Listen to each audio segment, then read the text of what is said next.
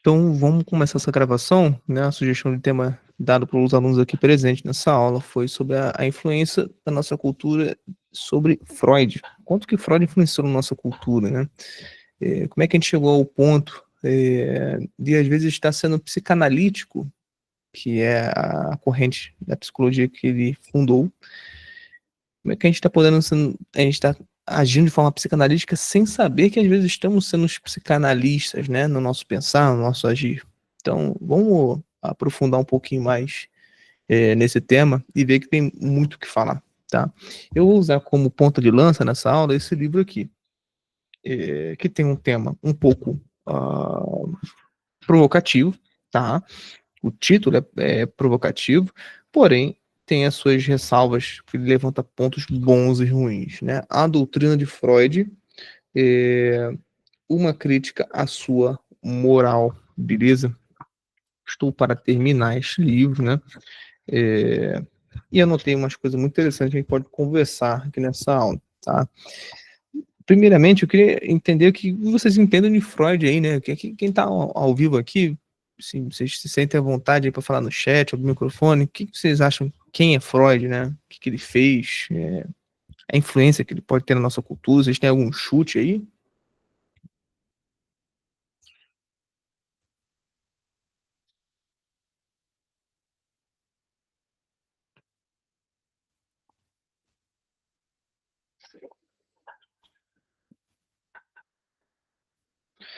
Olha, ele falou aqui, ó, para ser sincero, quase nada. Show de bola.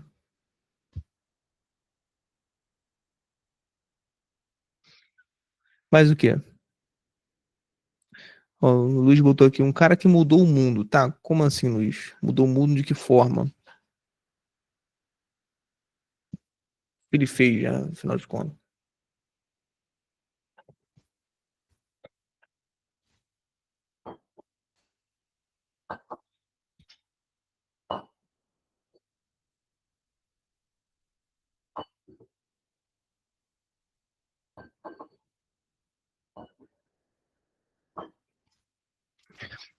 Entendo um pouco dele que tu falou em algumas aulas, como a psicanálise quer colocar o homem em uma caixinha também, um pouco da vida dele, tá?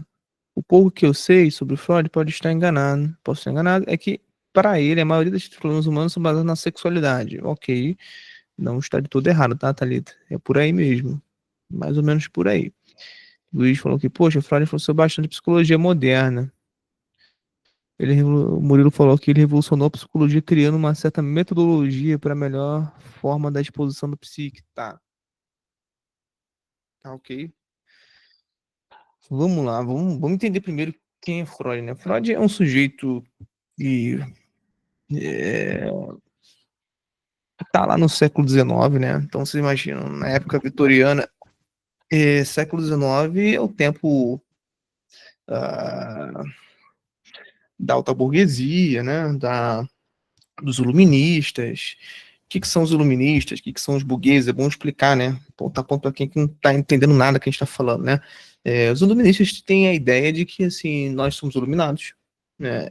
Chega da teocentria, né? Do teocentrismo, onde o homem, o Deus cristão está no centro das coisas. O que importa agora é que nós, com a nossa razão, iremos revolucionar o mundo, entender o mundo da nossa maneira. Então, os iluministas são, vamos dizer assim, vamos botar nesses termos, uma seita de iluminados, uma seita gnóstica, que não está de tudo errado, né, falar isso, até academicamente falando, é uma seita gnóstica, onde as pessoas se acham iluminadas, né, por um determinado conhecimento, né, que adquiriu para salvar a humanidade, beleza? Outro ponto também, questão do, além do iluminismo, que a gente falou aqui agora, né? É, qual foi outra coisa que eu falei? Eu já me esqueci, viu, pessoal? Iluminismo e.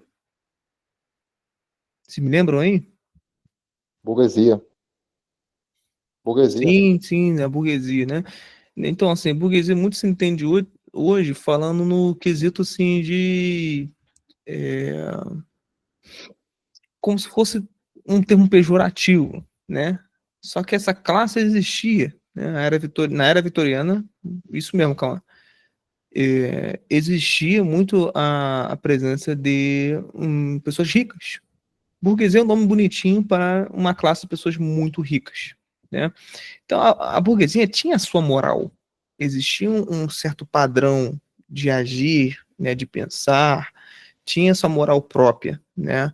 Modo de se vestir, modo de agir, né? Modo de princípios a se defender, né? Você vê assim, você abre aí, né? É muito comum nos dias de hoje, né? Usarem aquele anúncio de 1930, 1940, né? Onde o pai chega engravatado, né?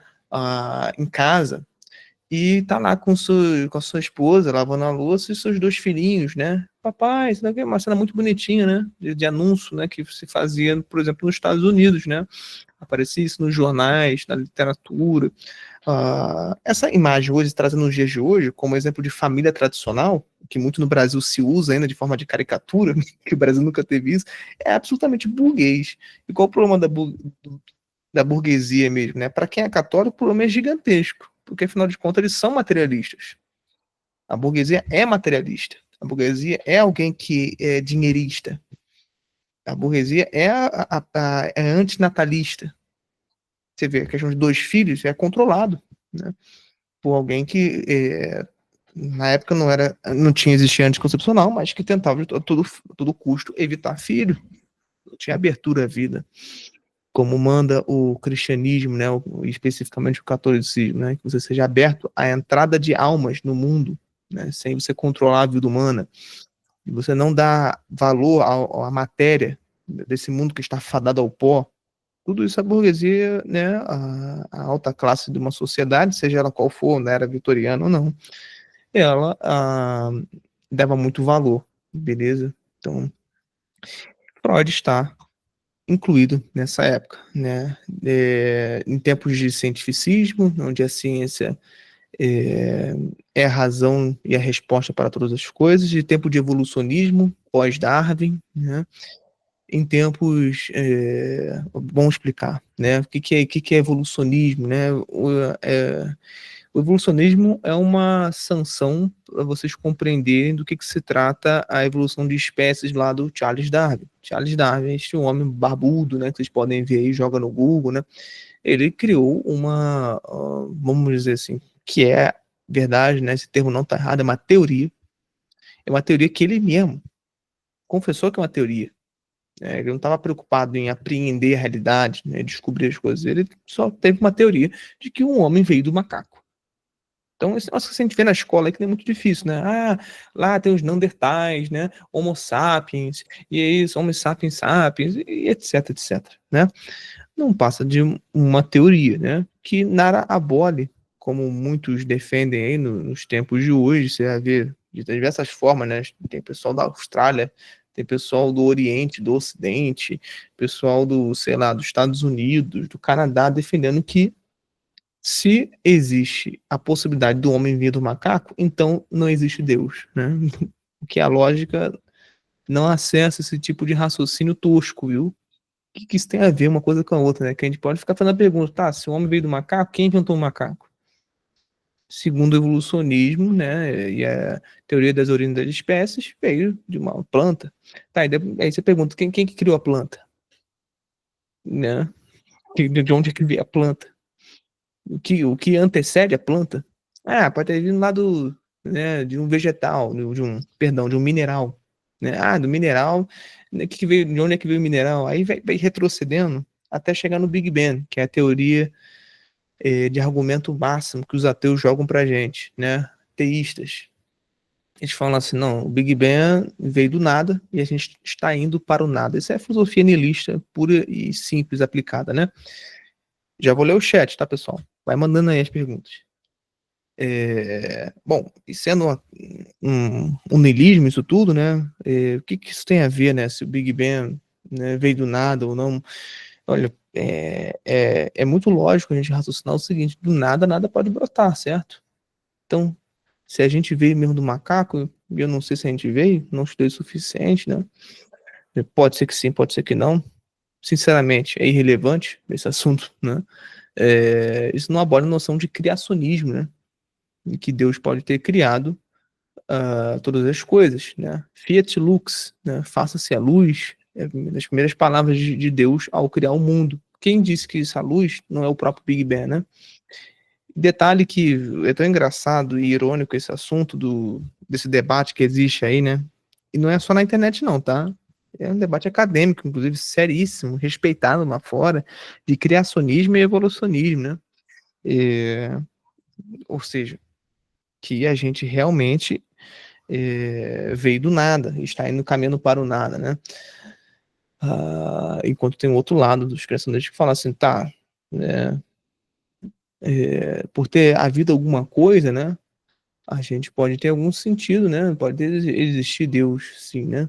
E de um lado tem essa provocação, do outro joga um outro tipo de provocação, né? Claro que tem ramificações nisso tudo, tá? Então o Freud está inserido nisso tudo, pessoal. Nesse tempo de debate com isso, de criacionismo e evolucionismo, de influências iluministas, né? Esoterismo, né? Ele muito está enfiado em ocultismo, tá? O Freud, ele consultava alguns espiritistas da época, né? Então, assim, estamos nesse tempo, beleza? Esse é o contexto. Show de bola? Agora vamos lá, deixa eu só ler aqui o chat para passar para a próxima, né? Onde foi a perfeita simbiose entre o medíocre e grande. O cara foi filho do seu tempo, mas ao mesmo tempo foi pai desse mesmo tempo. Um negócio louco. É porque assim, o Luiz, o salto que a gente tem, Luiz, do século XXI para o XIX, francamente falando, não é muito. Em termos de história da humanidade, isso é um peido, entendeu? É muito pouco. Sim, Freud e Espiritismo, né? Leiam esse livro, que vocês vão entender. E leiam também a biografia do Freud, escrita pelo famoso Peter Gay, né? Ele já está em tradução no Brasil. Vocês podem comprar por um preço bem salgadinho na Amazon, né? Essa biografia do Freud. Eu comprei usado, o livro usado, que é mais barato, beleza? Então fica a sugestão.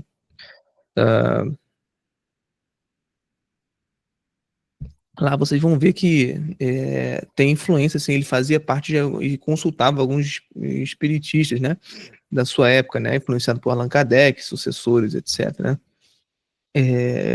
Não acreditem em mim não, podem ir lá buscar, tá.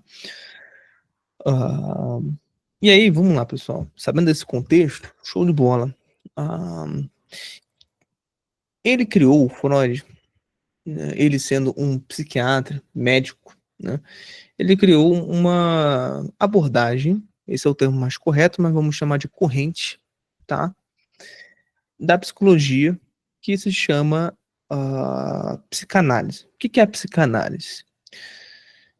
É um pouco difícil você definir uma coisa que está assim vasto demais, né? Por exemplo, definam para mim o que é protestantismo. Vocês não vão conseguir direito, né? Porque tem várias ramificações, né? Tem, sei lá, 40 mil denominações, sei lá quanto tem, né? 20 mil, 40 mil no mundo, né? Então, assim, como é que você vai explicar o protestantismo como unidade, né? Assim o é também a psicanálise, né?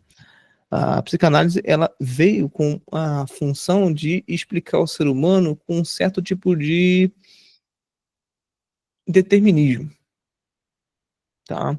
E é esse mesmo determinismo que também está desembocado em Charles Darwin.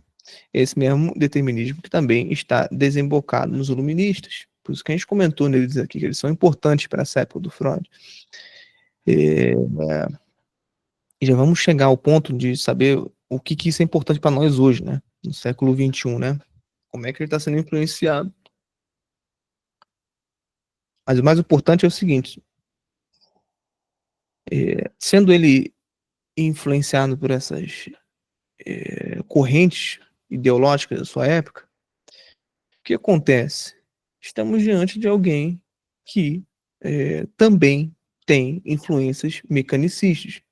Isso tudo é na psicanálise, né? Então, quando você está diante de um psicanalista, saiba o seguinte, ele querendo ou não, ele vai ser um pouco determinista e mecanicista contigo. Calma, vou explicar. O que é ser mecanicista e determinista, né? Porque tem muita gente que vai assistir a gente no YouTube, vocês daqui que estão ao vivo podem até entender o que se trata isso, né? Podem até entender o que eu estou me referindo, mas são termos um pouco mais técnicos dentro do campo da psicologia, né? Então, o que é ser mecanicista? Vocês já conhecem o famoso Newton, né? Newton, ele tem aquela ação e reação, né? As coisas, tudo que, falando de maneira popular, né? Tudo que vem e volta, né? Então, esse é o mecanicismo de Newton, né? A lei da gravidade, né? Eles têm uma par de coisas que estão voltadas à mecânica de Newton, né?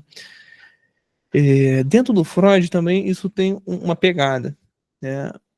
Onde, por exemplo, vou pegar um exemplo dentro da psicanálise, tá? Quando um sujeito recalca um sentimento ruim, exemplo, meu pai vai morrer. Se meu pai vai morrer, estou feliz com isso. Caramba, mas eu não devia estar feliz com a morte do meu pai, embora eu deteste o meu pai, embora eu despreze meu pai, embora eu tenha brigado com ele no passado, embora, sei lá, qualquer discordância aí, né? Se isso ocorre, esse sentimento bom, uma coisa ruim, que seria a morte de um parente querido, que eu amo, qual é a tendência do ser humano? É recalcar isso, é abafar isso. Não, esquece isso aqui. Só que para o Freud é o seguinte: se você faz isso, você recalca um sentimento que deveria ter vindo espontaneamente, de, por exemplo, você ficar feliz com a morte de alguém que você, sei lá, brigou, ou que desprezou, ou que está mal resolvido ainda, seja parente, seja amigo, sei lá. Você recalcando esse sentimento ele não vai embora para sempre. Ele vai ficar ali guardado nos escombros do seu inconsciente. O que é o inconsciente? O inconsciente é o local, segundo o Freud, né, fica um calabouço, onde ficam as coisas mais irrelevantes e que você vê no dia a dia, ao mesmo tempo que são automáticas no dia a dia, seus hábitos, juntamente com coisas da infância, coisas que passaram impercebíveis. E aí também está a questão dentro do inconsciente de coisas que a gente recalca, né? Que ele chama de recalque. Seria basicamente você recalcar, é como se você estivesse abafando uma coisa que você considera moralmente inaceitável. Então, para o Freud, moral é merda. Tá bom? Moral é igual a merda. É padrão social da sociedade. A moral, para Freud, foi imposta pela sociedade para ter padrões, né? Para amordaçar a sociedade. Então, para Freud, não deveria existir moral. Você está entendendo? Compreenderam essa parte? Tá difícil? Tá tranquilo? Bom, sendo moral uma merda, né? Uma coisa que não deveria ser seguida, quem é o culpado de ter criado a moral? Bom, na época do Freud, ainda havia uma grande influência da Igreja Católica. Então, quem educava a humanidade? É a Igreja Católica. Leia aquele livro do Thomas Woods. Como a Igreja Católica ela construiu a civilização ocidental. Leia esse livro do Thomas Woods. Prova ali cabalmente que, assim como o Christopher Dawson, prova também, né? Tá escrito lá, leia um livro do Christopher Dawson, que ele é um historiador muito bom também, que fala sobre a criação do Ocidente. Tá? Criação do Ocidente, eu tô confundindo com outro livro para ele. Exatamente, Criação do Ocidente. Tá? Depois tem outros lá, interessantíssimos. Né? Leiam tudo do Christopher Dawson, porque ele é muito bom. Né? Tem a formação da cristandade, a divisão da cristandade. É muito interessante, ele é um historiador muito bacana. E ele identifica essas raízes, né? Onde é que a gente foi perdendo, foi formando a sociedade, depois foi se debulhando, né? Mas enfim, vamos lá. O Murilo, ele colocou aqui, sempre entendi o inconsciente como um segundo ser pensante dentro de nós que raciocina em conjunto com a nossa psique, mas que não possui personalidade. Há algo de correto nisso? Não há tão de algo incorreto nisso não tá, Murilo, mas assim, Não é bom identificar o inconsciente como se fosse uma outra pessoa, uma outra personalidade, porque isso não é bem verdade. É você mesmo, né? Estamos falando aqui de Freud, né? Freud ele diz que todos nós temos inconsciente, portanto, todos nós temos um id. O que é o id? Vamos lá. Vou responder já aqui, tá? Calma, perguntou outra coisa aqui, mas eu vou responder.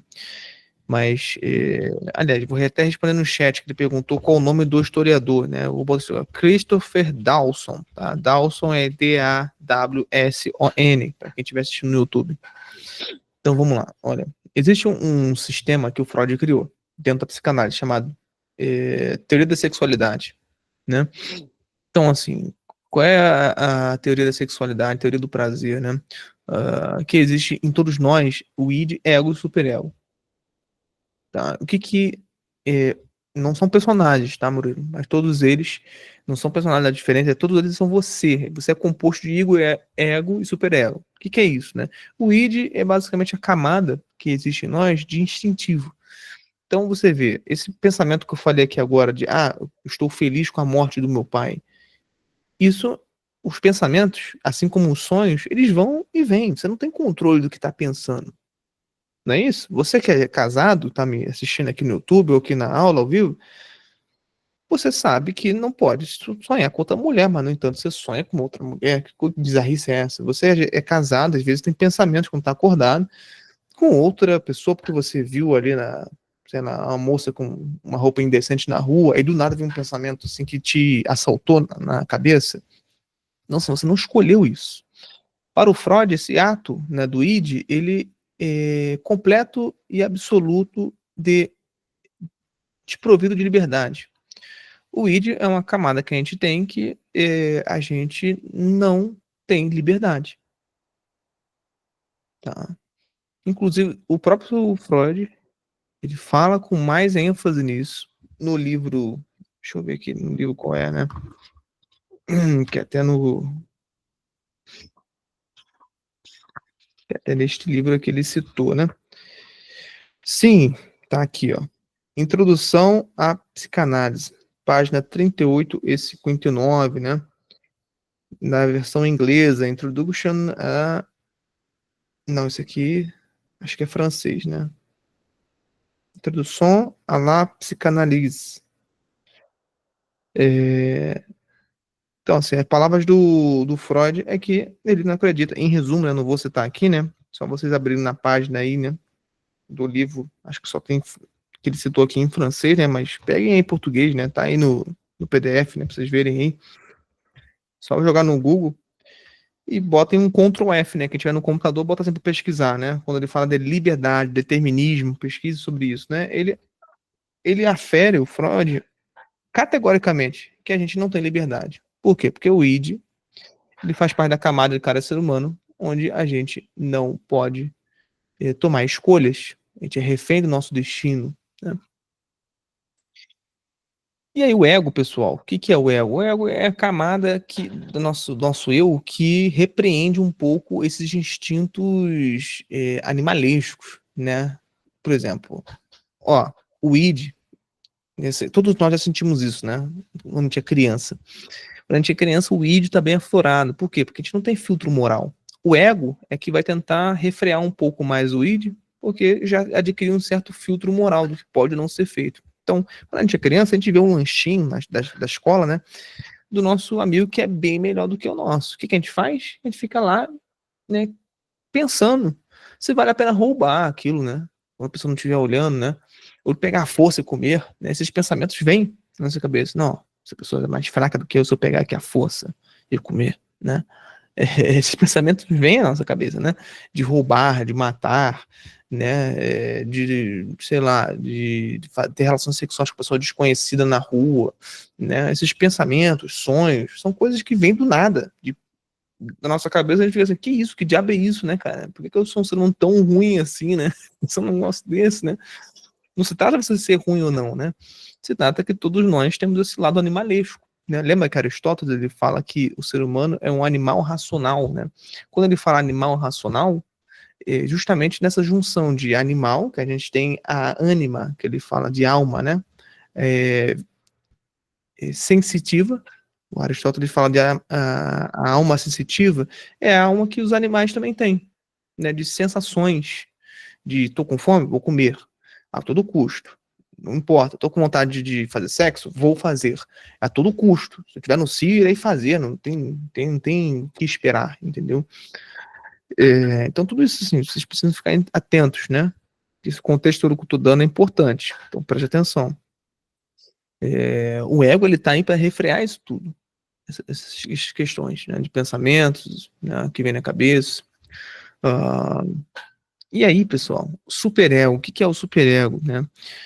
O superego é a camada, vamos dizer assim, que o Freud defende, que é a camada absolutamente, vamos dizer assim, de áreas social, né? Você está dando áreas de sociabilidade, de civilizado, né? Então, o superego para o Freud é como se fosse uma camada de caricatura. A gente fingir ser alguém que a gente não é. Por exemplo, quem é empresário, quem é gerente numa empresa, sei lá, pega aí um gerente da empresa que você conhece aí da sua cidade, a Casa e Vídeo, você mora no Rio de Janeiro, né? Lá do velho da Havan, lá, da Havan. Tem um gerente em cada uma dessas lojas, certo? Ele tem um superego, ele precisa se portar como gerente. Embora quando ele chega, saia do local de trabalho dele, ele tem que ser em casa, não um gerente da empresa do Ravan ou da Casa e Vídeo. Ele tem que ser pai de família, tem que ser. Aí já é outro superego, né? Tem que ser pai de família, tem que ser marido, sei lá, ele tem que ser amigo de alguém, né? Que tá precisando de amizade, enfim, tá? Então, basicamente, explicando muito de forma porca, é isso. E de ego, superego. Essa teoria do Freud, ela alçou voos, né, na idade mais madura do Freud, porque até então ele só tinha a teoria do complexo de Édipo, colocando toda a psicanálise nesse funil que é o mito de Édipo, né? Édipo, né, eu não vou explicar porque senão fica muito longa a aula, né? Mas Édipo é uma peça de Sófocles que vocês têm que ler para entender melhor Freud, tá?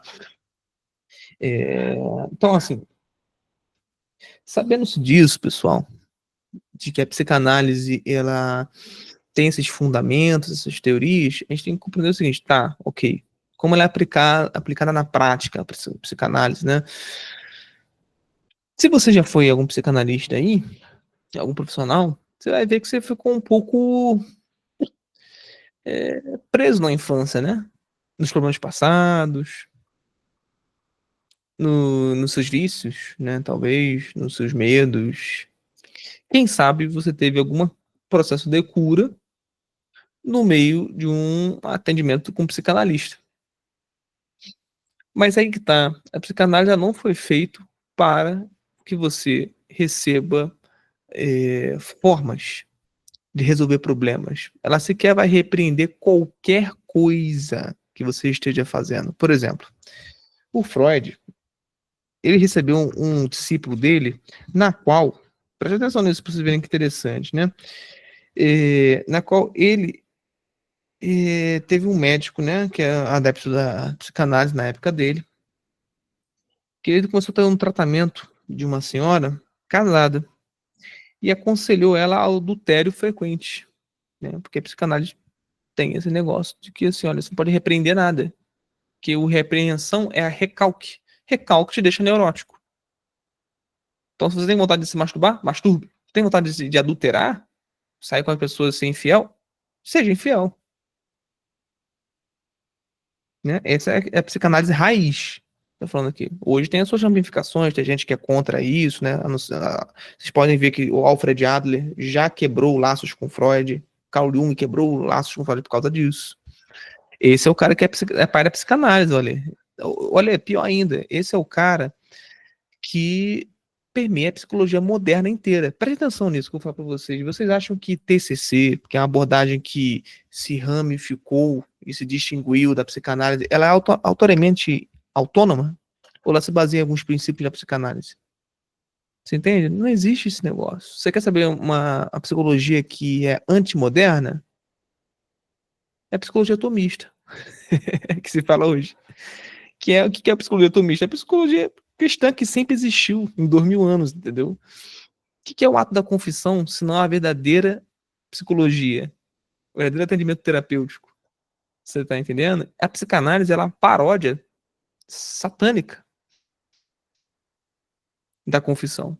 Freud pegou e roubou, não vou falar que pegou emprestado, porque não pegou emprestado, ele roubou o método da confissão dentro do catolicismo e parodiou da sua forma. Enquanto no catolicismo, antigamente, hoje não está mais assim, graças ao Concílio Vaticano II, mas antigamente, quando você ia confessar os seus pecados, vamos pegar assim lado a lado, né? Psicanálise de um lado, confissão dos pecados, né? De outro, né? Tanto a psicanálise como no catolicismo, a pessoa está chegando com um problema para a pessoa, né? Essa pessoa é um sacerdote ou é uma autoridade, vamos chamar de autoridade para entender melhor. Então, no catolicismo, o que você faz? Você se ajoelha diante de um obstáculo que está assim, né? E você nem vê a cara do padre e conta ali seus pecados.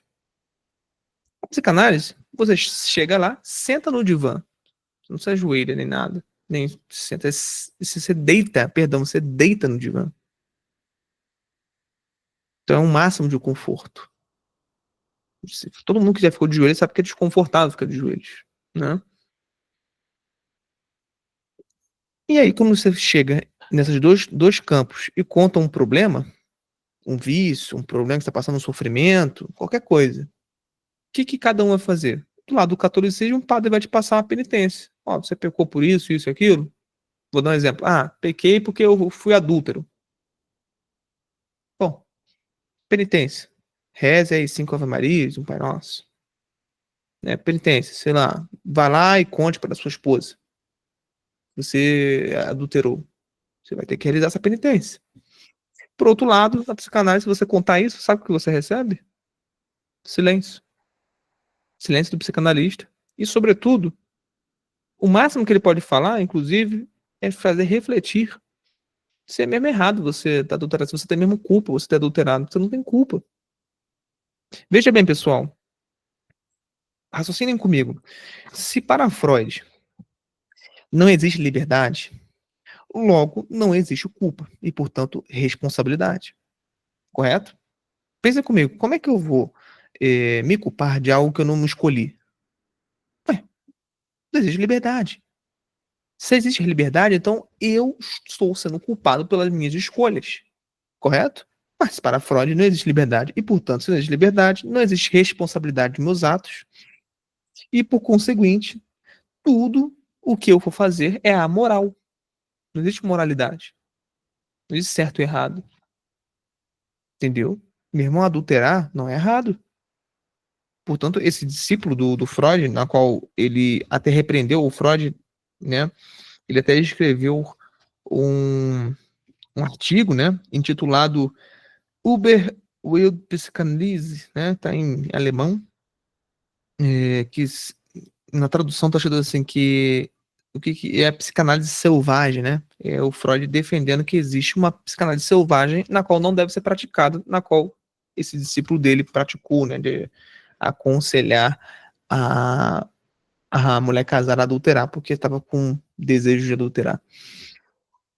Você tá entendendo?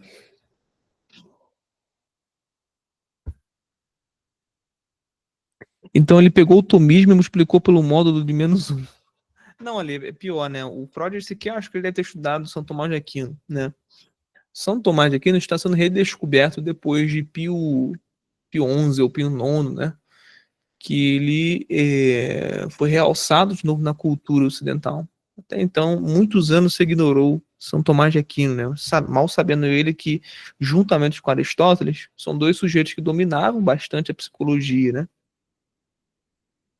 Se vocês lerem o tratado o livro lá do Aristóteles, Ética Nicômaco, que dali, Ética Nicômaco, é um tratado de psicologia. É um tratado absoluto de psicologia. Se vocês lerem lá Tomás de Aquino, né, na Suma Teológica, Secunde, né, que é o livro volume 2, né, da Eclese, né, vocês podem lá ver. tem um monte de coisas ali de psicologia, de tratar a avareza, que hoje é conhecido como um transtorno obsessivo compulsivo, é o nome bonitinho que tem para avareza, né? Tem um monte de coisas ali para melancolia, para tristeza, que hoje é chamado de depressão. Então, assim, por birra, essa é a palavra, por birra, a psicologia moderna não quer baixar a cabeça para uma pessoa que é católica, que é São Tomás de Aquino, só porque é católico, só por isso. Só porque tem religião, só por isso. Entendeu? É só birra. Só birra, birra, birra boba, né? A encíclica Eterni Patris do Papa Leão XIII promoveu a restauração da doutrina tomista. Pois é, foi o 13, então. Foi o 13. Não era o Pio 12 nem nono, não. Acho que me confundi. Então foi para Leão XIII. Obrigado pela correção, Murilo Reis. Os mitos gregos dão uma aula de psicomoral, sem sombra de dúvidas. Sem sombra de dúvidas. Não à toa o Freud se apropriou, né, do mito de Édipo, né?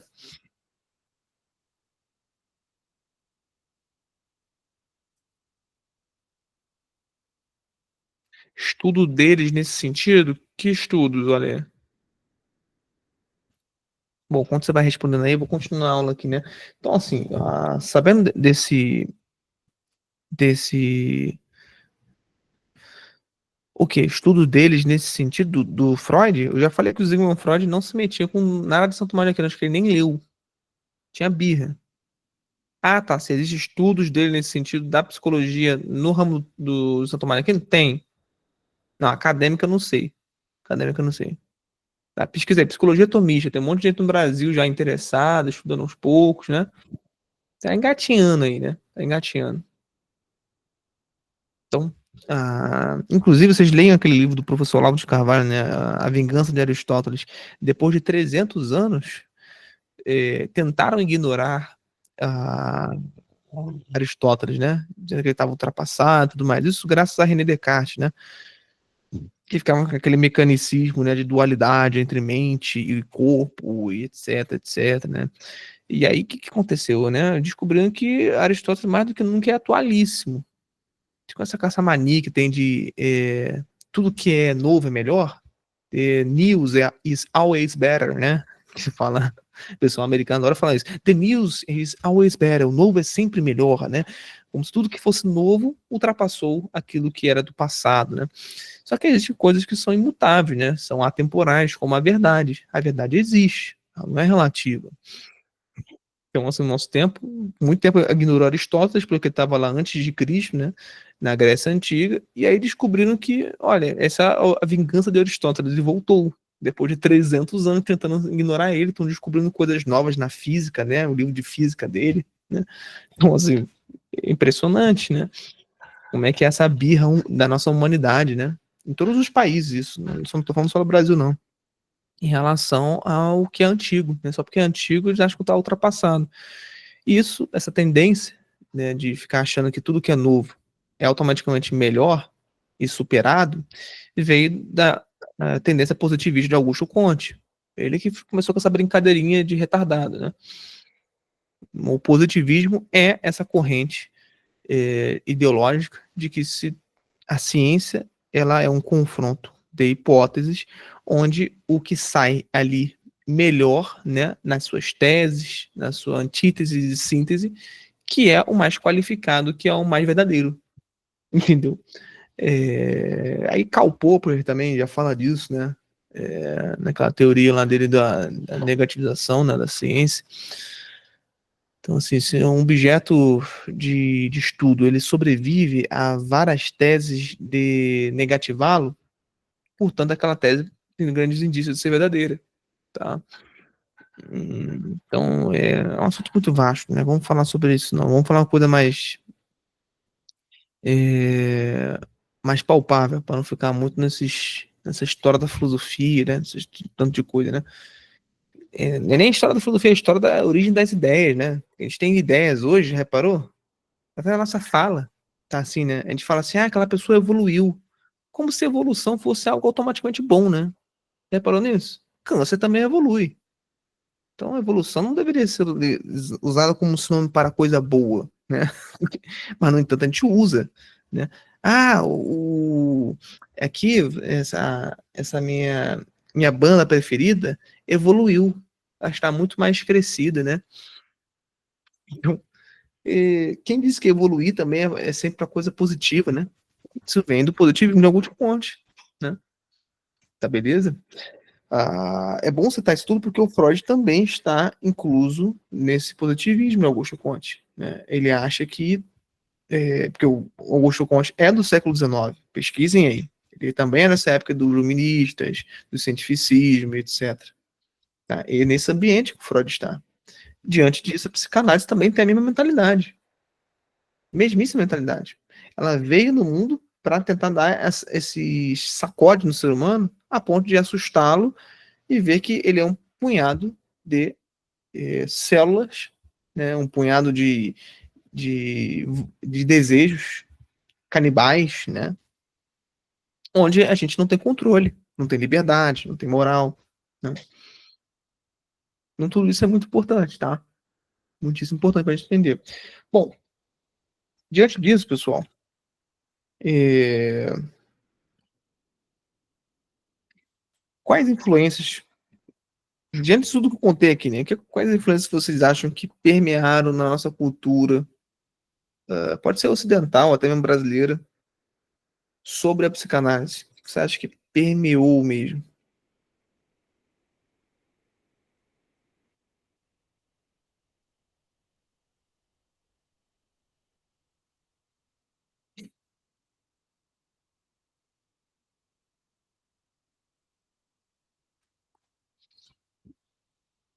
Difícil definir.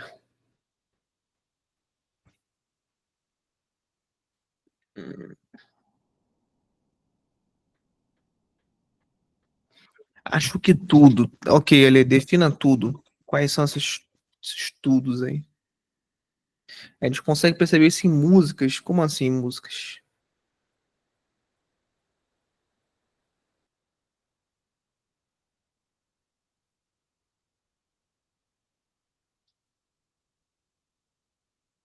Funk.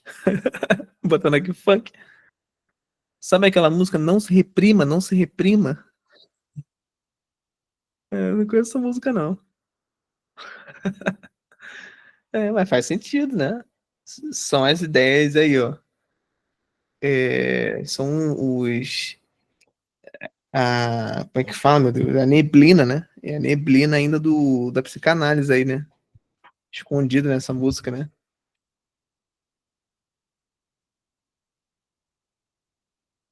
Pois bem, vocês conseguem reparar? Aqui no Brasil, pessoal, a gente ainda tá uma vantagem. Sabe por quê? Porque tudo que dá de ruim lá fora, a gente é uma cópia dos Estados Unidos. Não sei se vocês repararam nisso, nossa bandeira já foi até uma cópia dos Estados Unidos, com aquelas estrelinhas, aquelas tarjazinhas, né? Então a gente adora.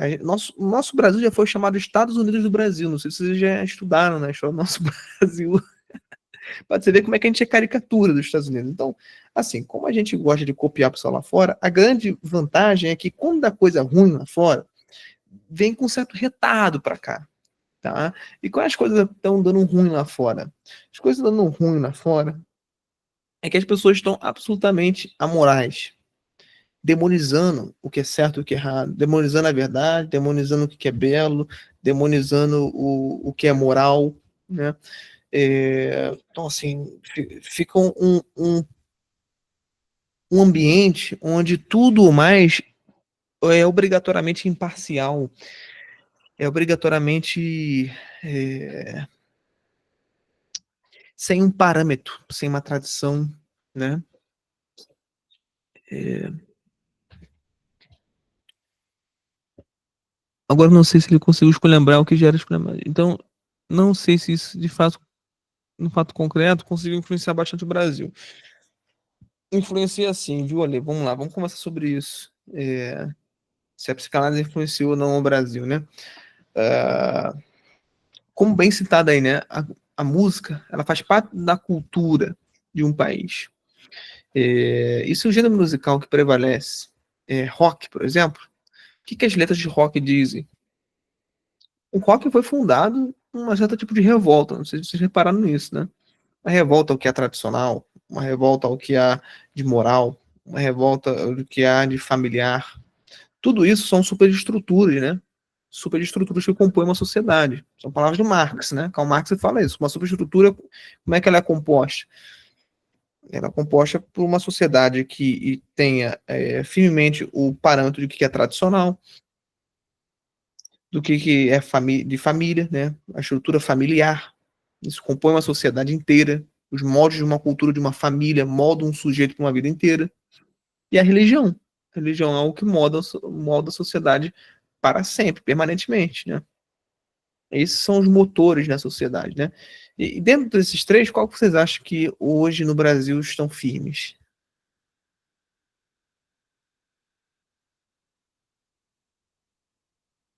Pois bem, né? Você não pode dizer que é a religião, como diz aqui o Murilo. Acabou de dizer agora, pouco antes de eu ver a mensagem dele.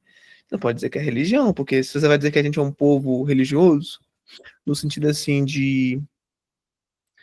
A gente de fato é um povo bem assim chamado a crer no transcendente, né? Mas que transcendente é esse? Religião é religar com Deus. Então você tem que seguir uma doutrina. Vocês acham que o brasileiro segue seriamente alguma religião? Pergunta sincera que eu jogo para vocês. Ou vocês acham que está generalizado, que está todo mundo fazendo um delírio religioso? Vou misturar católico espírita aqui, católico umbanda aqui, né? Na Não, verdade, não. Na verdade, umbanda não. não. Se tu for conversar com qualquer catequista de qualquer igreja, tu consegue observar que ela meio que tem fé naquilo, mas assim, não segue a doutrina, assim, meio. Entendeu? Não, não entendi. Ele não sabe a doutrina certa? Essa parte eu não ouvi. A última Não, eu frase. falo assim, tipo assim, a paróquia que eu vou, né? Claro, eu não vou citar aqui o nome da paróquia, mas, por exemplo, eu conversei com uma catequista de lá, ela, tipo assim, e assim, pelo que eu entendi, ela meio que tem fé, mas, tipo assim, ela não segue, tipo assim, o que tá dentro da igreja. Aí, uma vez eu conversando sobre um negócio, eu falei sobre divórcio, por exemplo. Ela disse que não tinha nada a ver aquilo, que a mulher podia, tipo assim, casar na igreja e tal, tem filhos, mas ela podia se divorciar e outro negócio que era extremismo demais. Aí, assim, isso é verdade. O Brasil não segue a religião, por exemplo, católica aqui, não segue ao pé da letra que está escrito ali, né? Se de fato esse pilar aí que rege a sociedade brasileira, assim, caiu, já tá apodrecendo há muito tempo já. Sim. Isso cabe a qualquer tipo de religião, né? Estamos falando católico porque supostamente o Brasil é um país católico. Qual foi o primeiro ato que fizeram aqui quando descobriram o Brasil? É uma missa. E, no entanto, embora tivemos aí 500 anos vamos chamar assim, de Brasil, muitos historiadores ficam problematizando isso, dizendo que não, o Brasil já existia antes, enfim. Né? 500 anos de civilização, né, sem ser esse negócio de tribo, né, cada um falando esse tipo de coisa. 500 anos de organização para uma civilização, ainda nós estamos presos a um negócio tipo assim, católico não praticante. Que diabos é isso, né? É o subir Claro, para mas, baixo. claro, mas deixa eu te perguntar um negócio aqui, tá ligado? Assim, nesse ponto, eu fico meio confuso. Vou te dar um exemplo aqui. Tu falou que as ideias dele conseguiram influenciar aqui no Brasil. Mas, tipo assim, eu não sei se realmente conseguiu cagar que já tava cagado, tá entendendo? Vou te dar um exemplo bem prático. No segundo reinado, no Pedro II, Dom Vital e Dom Macedo foram presos, tá entendendo?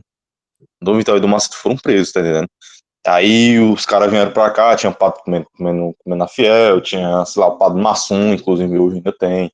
A galera que é da maçonaria tá dentro da igreja, a galera que vai no centro espírita, e tá lá, sei lá, o cara, na época, mesmo assim, ali, época das capitanias hereditárias mesmo, o pessoal que era se convertir, portuguesinho pra cá, tinha uns 4, 5 mulheres, e o cara é 4.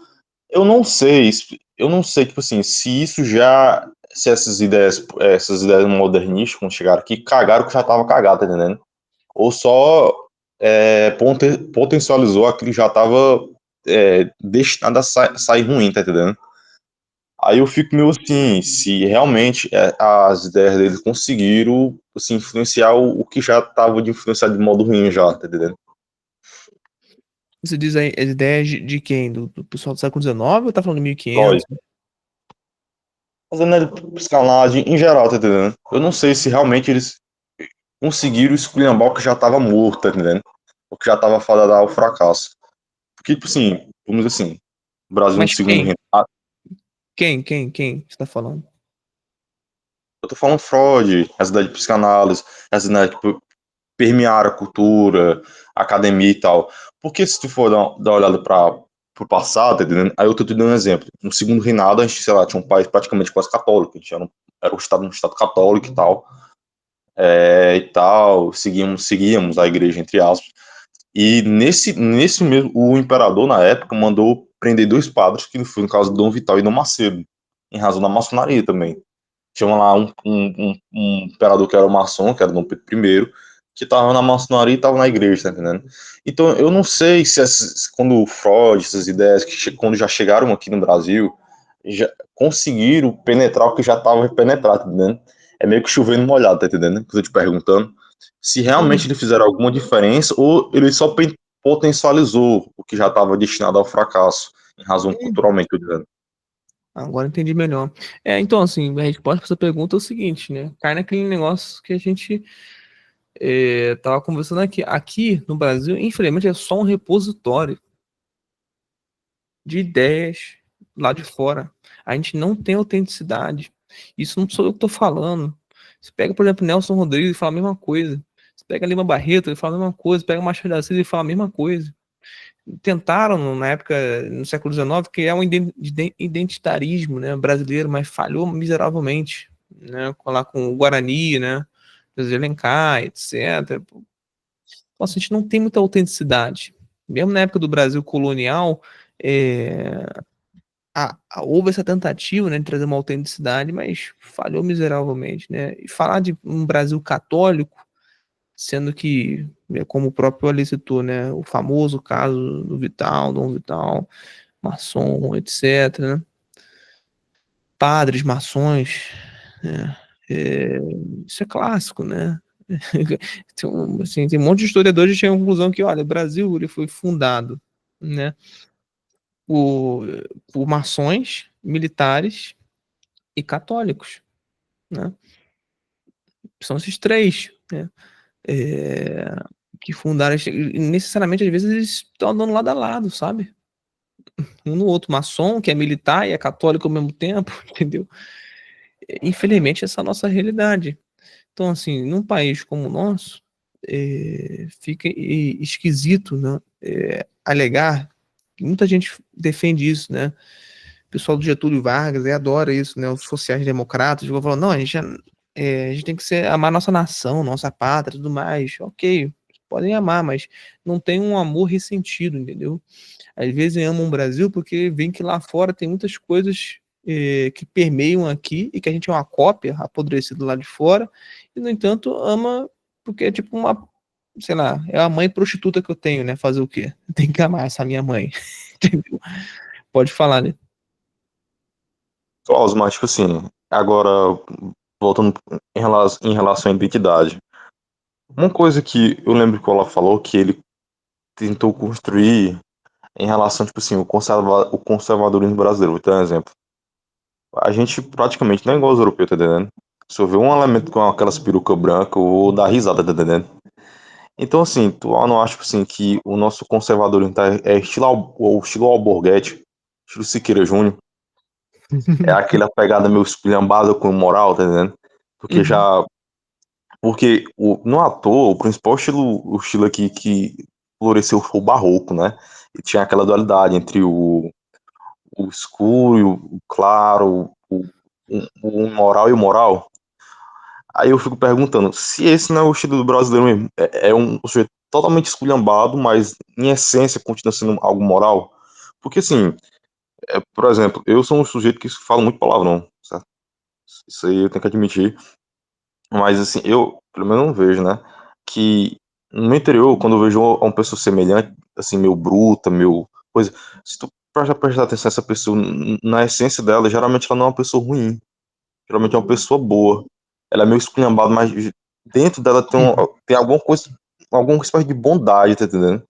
Uhum, Tipo o Alborguete ou o Siqueira Júnior. Tô dando só exemplo deles aí, tá entendendo? Esse não uhum, seria mais ou menos a identidade que a gente tem? uhum. Olha, sobre esse negócio do conservadorismo brasileiro, e negócio do palavrão e tal, olha, primeiro assim, esse negócio de se escandalizar por palavrão, não sei se vocês notaram, isso é uma coisa da burguesia do século XX, né? Aquelas senhoras ficavam se escandalizando. É um moralismo tosco, né? É, E ele tem fundamentos. O Olavo usava muito isso como método, né? O palavrão para afastar pessoas que estão de má vontade. A pessoa fica logo ofendida com o palavrão, ela não tá ali de boa vontade querendo aprender alguma coisa, ela tá ali querendo, né, ver uma pessoa limpinha, fingindo, né? Então o palavrão tem a sua estratégia. Agora a questão de conservadorismo e tudo mais, olha, eu sou bem cético com esse negócio, sabe? Olha, hoje eu tenho a concepção, posso estar errado disso, mas que o que tudo indica que não existe conservadorismo no Brasil. Teve uma época o Bolsonaro que vocês já entenderam que ele nem conservador é. Vocês já, o que vocês viram, parece que, assim, caralho, o cara tem.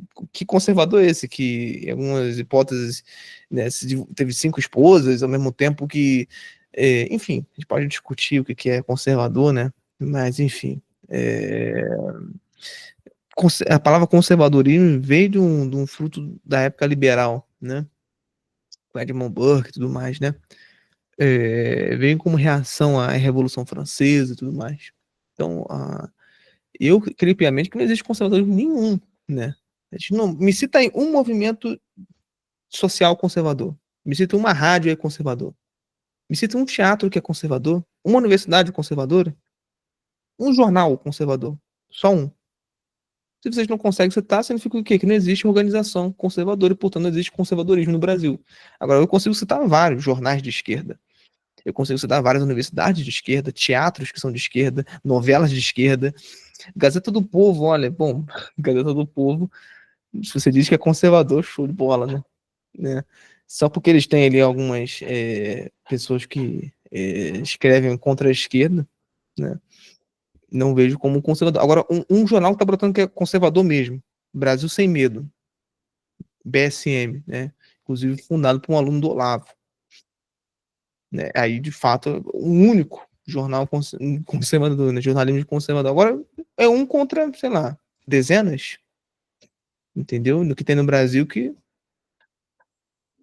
eles são levemente imparciais, a Gazeta do Povo. Pois é, eu tenho uma época que eu acompanhei a Gazeta do Povo, não sei se mudou hoje em dia, né? Mas na época que eu acompanhei uns 3, 5 anos atrás, tem nada de, assim, pessoal lá que é, por exemplo, a favor da tradição, a favor né, de catolicismo, né, princípios católicos, assim, antinatalistas, né, não ficar embasando negócio antinatalista, a pessoa que é pró-natalismo, né, pró-abertura à vida, a vinda das almas, né, praticar sério da religião, algo assim, né.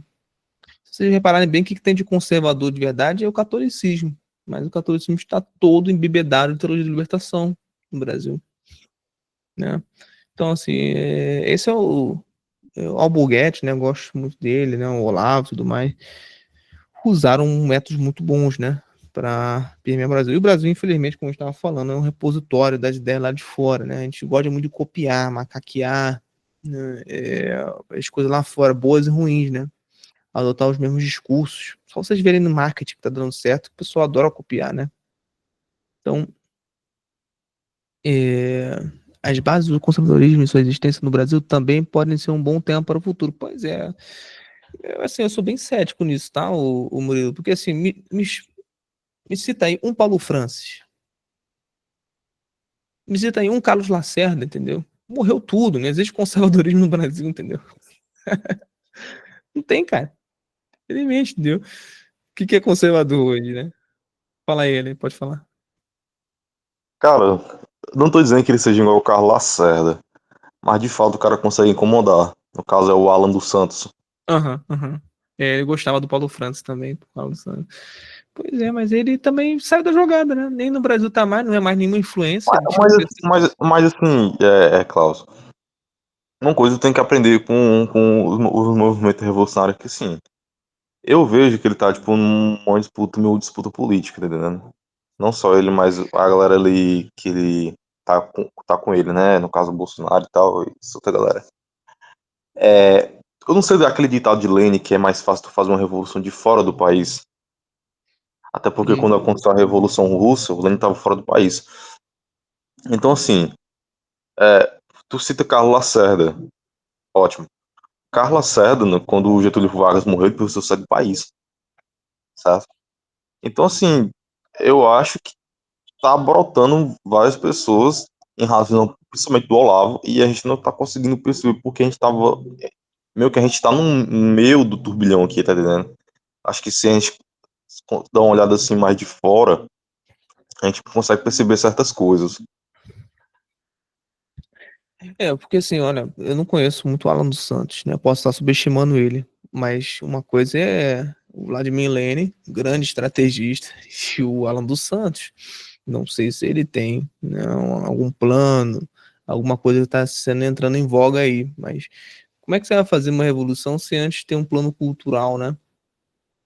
Tem que ser inteligente para isso. Não sei, francamente falando, não sei se o Alan dos Santos é realmente inteligente, né? Para fazer o que fez, assim, ter que sair refugiado, né, do país, vi mais que ele é uma pessoa impulsiva e continuo vendo isso como aquele dedo na cara que ele colocou lá no coisa ridícula, né, do Renato 38, né? Então, assim, eu vejo que impulsivo ele é, né? Impulsivo ele é bastante. Cara, mas eu vi esse podcast aí. Cara, mas eu acho que nesse caso em específico, eu acho que o Alan meio que ficou com peso na consciência. Porque, se não me engano, o Renato já tinha falado a respeito dos Pix e tal, né? Eu acho que pegou, tipo assim, todo homem quando acontece algo, quando faz um mal a alguém inocente, pesa na consciência, tá entendendo? Pelo menos comigo pesa. E, tipo assim, eu acho que ele ficou meio assim quando o Renato falou que foi um erro estratégico. Você falava até adotar do Pix são Bitcoin e que essas pessoas que doaram pra ele agora estão na mira do Leviatã, tá entendendo? Eu acho que meio que ele ficou sentido, né, na cabeça dele e ele não quis admitir isso, tá entendendo? Perfeito. Bom,